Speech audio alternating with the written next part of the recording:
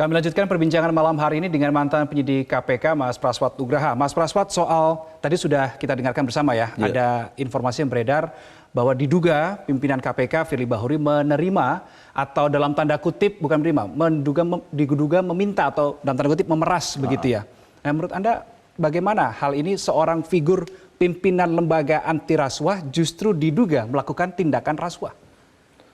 Ini sebenarnya sudah sejak lama ya, Mas Reno. Kalau misalnya kemudian kita flashback ke belakang, Pak Firly Bahuri sebenarnya bukan hanya kali ini saja terkena tanda kutip ada diduga lah, ada sangkutan perkara, pelanggaran kode etik dan lain-lain. Sejak Pak Firly sudah menjabat sebagai deputi penindakan, itu sudah ada proses pengawas internal, sudah ada dugaan pelanggaran kode etik. Berkali-kali bahkan setelah jadi ketua KPK pun terkena kasus helikopter kemarin ya. Betul. Dan hari ini kemudian sudah terbukti bahkan seluruh publik melihat adanya proses ini adalah fakta yang nggak bisa kita pungkiri lagi bahwa ada ada peristiwa pertemuan antara pimpinan KPK dengan orang yang berperkara.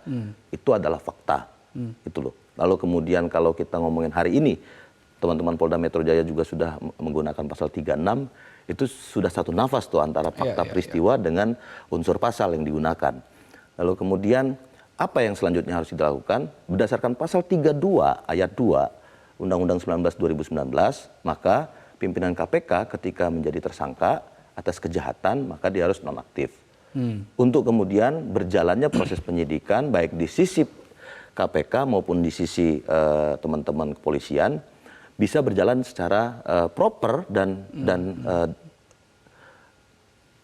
sangat bisa diukur ya transparansi dan akuntabelnya. Gitu Mas Reno. Mas Praswat tadi mengatakan sejak Pak Firly ini menjadi deputi penindakan bahkan sudah ada beberapa hal yang terjadi di situ ya. Ini apakah peristiwa serupa dugaan pemerasan atau pembocoran dokumen yang mungkin beberapa waktu ke belakang kita pernah dengar itu terjadi atau peristiwa apa yang Anda maksud? Pada saat itu ada pertemuan antara Pak Firly dengan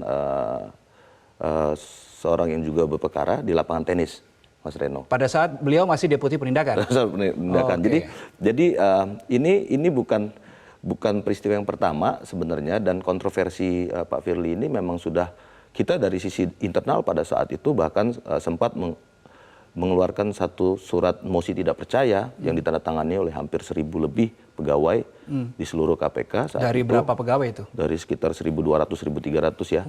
Jadi memang kontroversinya Pak Firly ini memang bukan hal yang baru, Mas Reno. Nah, tapi pertanyaan kami adalah, termasuk pertanyaan teman-teman yang masih ada di KPK sampai hari ini, itu satu, mengapa kok sebegini banyaknya kontroversi, sebegini banyaknya dugaan pelanggaran, baik dari Dewas maupun dari siapapun itulah yang bisa melakukan penegakan hukum terhadap Pak Firly Bahuri, itu sampai saat ini tidak dilakukan penegakan hukum yang tegak lurus. Anda ingin coba katakan Pak Firly ini adalah figur yang licin dalam tanda kutip begitu? Itu mungkin bahasa medianya ya, bahasa teman-teman jurnalis, Mas Reno. Tapi kalau kami teman-teman penyidik itu pasti akan berpikir, pasti akan jelas lah bahwa ada adagium yang selalu juga didengung-dengungkan oleh pimpinan KPK bahwa tegakkan hukum meski langit runtuh, tegakkan hukum meski langit runtuh dan lain-lain, itu rupanya hanya lip service saja selama ini, karena KPK sendiri itu gagap ketika dihadapkan dengan pelanggaran yang dilakukan, dugaan pelanggaran yang dilakukan oleh pimpinannya sendiri. Nah, ini kan menjadi suatu hal yang ironi ya ketika, atau menjadi sebuah pertanyaan di publik bisa saja ketika pimpinannya saja seperti yang Anda bilang sudah bermasalah, sudah berpolemik sejak sebelum menjadi ketua KPK, bahkan sejak menjadi deputi penindakan. Ini kan muncul suatu pertanyaan, akankah peristiwa atau kasus-kasus yang ditangani oleh KPK ini akan berlangsung secara objektif? Ini kan muncul pertanyaan begitu endingnya. Ya, jadi apa yang kemudian bisa menjamin bahwa peristiwa ini, tindakan-tindakan yang dilakukan oleh misalnya terbukti bertemu dan lain-lain ini menjadi terbukti dan menjadi fakta persidangan, misalnya apa yang akan terjadi di teman-teman di bawah, itu yang saya pikirkan, Mas Ron. Apa yang terjadi di deputi, apa yang akan terjadi di direktorat, apa yang akan terjadi di teman-teman penyidik, penyelidik. Ini kan akan menjadi presiden yang sangat buruk sekali apa yang bisa menjamin bahwa kemudian tindakan dari pimpinan KPK ini tidak juga ditiru oleh teman-teman di level eselon 1, eselon 2 maupun teman-teman fungsional yang ada di KPK. Jika kemudian ini menjadi trickle down effect, tapi secara negatif jadi contoh yang buruk kemudian diikuti oleh seluruh teman-teman KPK, mau kemana pemberantasan korupsi kita? Satu. Yang kedua, lalu yang sekarang menjadi tersangka yang faktanya benar-benar adalah koruptor, itu kan bisa berselancar di tengah polemik ini gitu loh. Lalu kemudian mereka teman-teman yang jelas-jelas teman-teman kami yang ada di dalam itu penyidik-penyidik yang berintegritas, tegak lurus dan betul-betul menjalankan hukum secara seterang-terangnya, seluruh-seluruhnya, lalu kemudian terkena efek negatifnya seolah-olah dianggap bahwa oh tukang main perkara nih. Karena stigma ini itu bisa nanti jadi melebar untuk ke seluruh teman-teman yang ada di KPK. Sudah tidak lagi steril lagi begitu ya. Yang orang-orang jujur, teman-teman saya, saudara-saudara saya, adik-adik saya di sana yang masih aktif sebagai penyelidik dan penyidik itu akan jadi korban stigma yang negatif dari masyarakat. Oke, hari ini kita ikuti informasinya bahwa pihak Polda Metro Jaya sudah menaikkan statusnya dari penyelidikan menjadi penyidikan. Artinya polisi di situ sudah mengantongi alat bukti yang sudah cukup. Menurut Anda sebaiknya atau sudah terteropongkah target yang akan menjadi tersangka dalam hal ini menurut Anda? Ya, menurut saya sudah jelas sekali Mas Reno kalau kita baca kembali di pasal 1 ayat 1 KUHP dan 1 ayat 5. Pasal 1 ayat 5 KUHP itu jelas penyelidikan itu menemukan peristiwa, penyidikan itu menemukan tersangkanya. Jadi artinya per hari ini peristiwanya sudah ditemukan. Jadi peristiwa pidananya itu sudah terjadi. Itu loh. Jadi teman-teman Polda Metro ketika menempatkan pasal 36 artinya peristiwanya, pertemuannya itu karena pasal 36 Undang-Undang KPK itu menyatakan bahwa adanya pertemuan secara langsung tidak langsung pimpinan dengan pihak yang berperkara, maka peristiwa itu sudah ditemukan, itu adalah fakta. Lalu kemudian beralihlah ke proses penyidikan mencari tersangkanya. Kalau tersangkanya kan kita sudah tahu sama tahu ya, di foto itu kan hanya ada 2 orang. Siapa dari kedua orang itu yang orang KPK? Karena pasal 36 itu diperuntukkan untuk orang KPK, Mas Reno. Karena di Undang-Undang untuk pimpinan KPK dan pegawai KPK, bukan untuk masyarakat umum, pasal 36. Gitu loh. Dan di foto itu ada siapa orang KPK-nya? Kan cuma 1 orang KPK di foto itu. Karena tidak berani sebut namanya.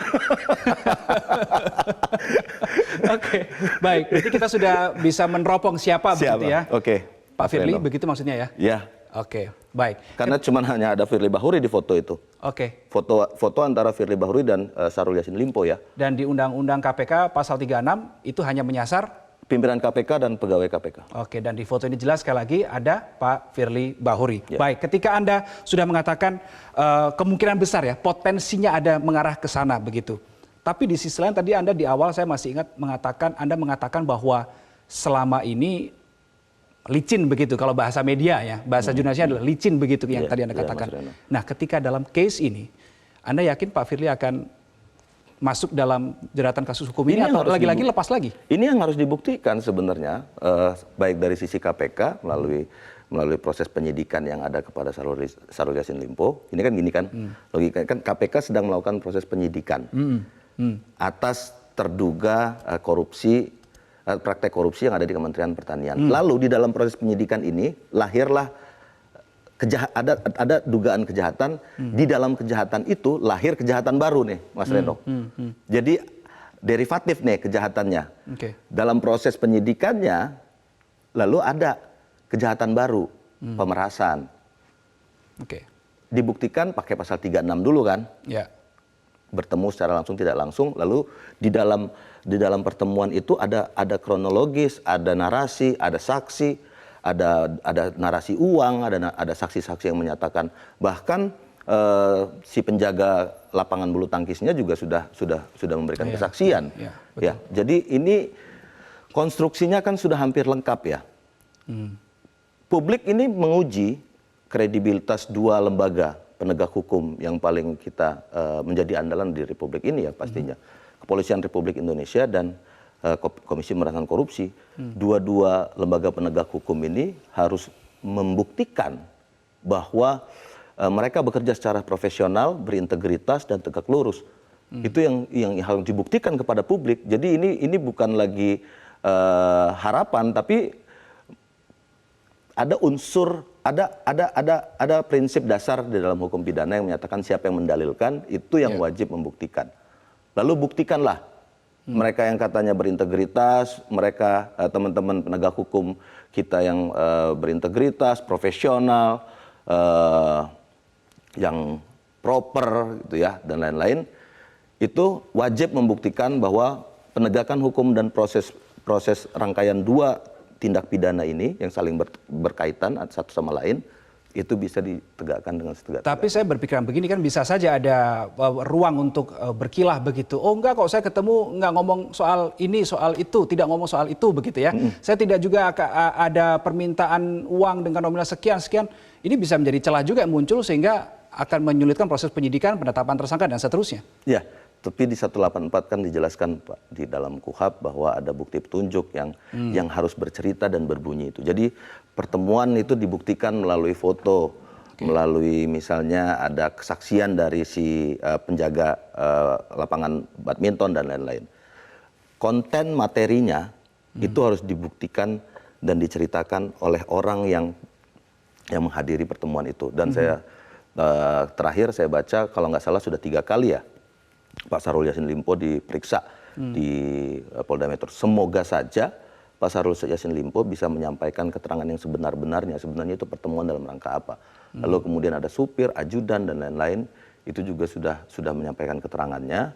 Itu juga menjelaskan seterang-terangnya, Mas Reno. Ya. Jadi dalam proses pembuktian hukum pidana itu satu saksi bukan saksi.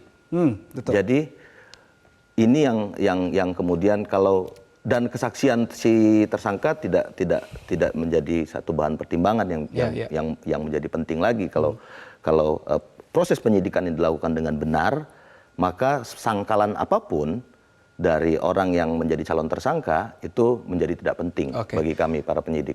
Mas, saya mau tanya dulu sebelum kita tutup dialog ini. Anda masih di KPK masih punya teman yang masih aktif di sana? Oh ya Pak, pasti ya? Mas. Baik. Karena kan saya 15 tahun. Baik. Nah, saya mau kita coba lihat runtut ada beberapa kasus etik sebetulnya yang sudah dikantongi oleh Pak Firly Bahuri. Yang pertama soal penggunaan helikopter perusahaan swasta. Kemudian konflik kepentingan di balik pemberian penghargaan terhadap istrinya. Kemudian ada SMS blast yang tidak berhubungan dengan tanggung jawab sebagai Ketua KPK. Pemberhentian Brigjen Endar hingga kebocoran dokumen hasil penyelidikan di Kementerian SDM. Ya. Mas Praswat, bagaimana suasana di dalam internal KPK ketika melihat ini semua? Apakah masih ada trust kepada Pak Firly? Kalau trust, saya bisa katakan bahwa sejak kemudian peristiwa TWK ya Mas ya, itu memang sudah hampir seluruh kami semua kehilangan trust karena pada saat itu, ini kita agak ini kebelah flashback mundur dikit lah. Ya. Waktu itu kan pimpinan saat itu berjanji dan lain-lain bahwa ini adalah perintah undang-undang dan lain. Tapi kan kenyataannya bahwa kemudian kami dilakukan tes wawasan kebangsaan lalu ditanyain dengan pertanyaan-pertanyaan yang tidak masuk di akal, pilih mana Al-Qur'an atau Pancasila dan lain-lain. Itu sudah menjadi apa ya? Sudah runtuhlah kepercayaan teman-teman pegawai kepada pimpinan pada saat itu.